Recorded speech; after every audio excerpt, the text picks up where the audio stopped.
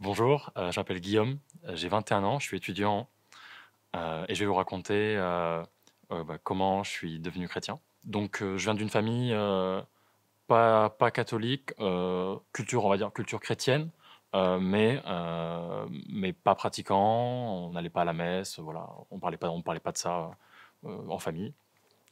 Et je dirais que ma première rencontre avec. Enfin, ma première rencontre, ça s'est fait plus tard, quand j'avais 12-13 ans.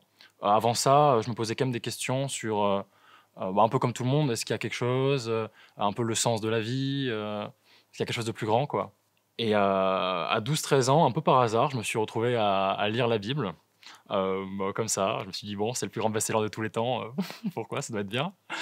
Et je me suis retrouvé à lire la Bible et spécifiquement, les évangiles, ces 4 témoignages, qui racontent la vie de Jésus, qui sont contemporains de Jésus. Et en fait, en lisant ces évangiles-là, donc qui racontent la vie de Jésus, j'ai pu découvrir, Jésus que je connaissais pas trop avant.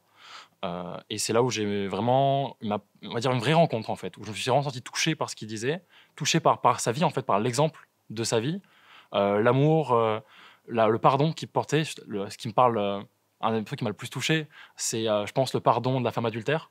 En gros, c'est une scène où il y a une femme adultère qui se fait lyncher par d'autres villageois. Et en fait, on appelle Jésus, qui était un peu respecté, pour demander de juger. Et en pensant qu'il allait venir et l'accuser. Et en fait, il arrive en disant une phrase qui est assez célèbre, qui dit que celui qui n'a pas péché jette la première pierre.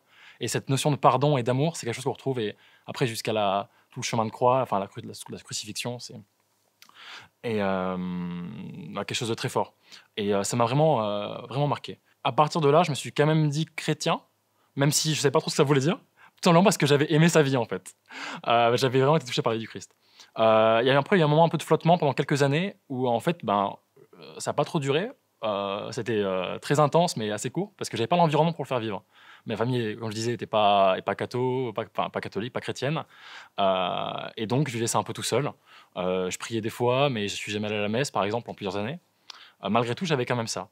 Et c'est au contact, j'avais une copine qui était très croyante, dans une autre religion, et en fait, qui avait une très belle foi. Et c'est en son contact que je me suis rendu compte à quel point la foi, c'était quelque chose de beau. Et ça m'a aussi fait remettre en question sur est-ce que moi, je croyais en des choses et ce en quoi je croyais. Donc, j'ai essayé d'autres choses, je me suis intéressé à d'autres religions. Et en fait, je ne n'arrivais pas à trouver ce que j'avais trouvé à la première fois que j'avais lu les évangiles, qui était cet amour, quoi. Et j'ai eu un peu un grand chemin et ensuite un peu un déclic où je me suis dit, mais en fait, mais clairement, je veux. Ça m'a.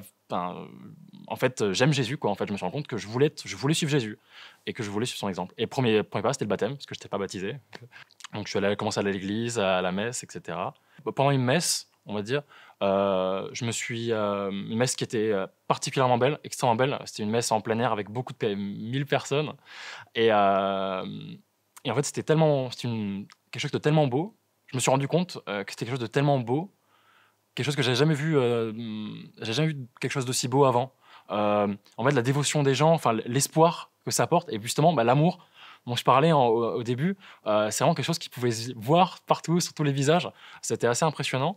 Et moi, je me sentais un peu étranger à ça avant. Je voyais tous les gens, et moi, pas trop. Et je sentais pas trop, justement, qu'on a l'amour de Dieu, quoi, on pourrait dire.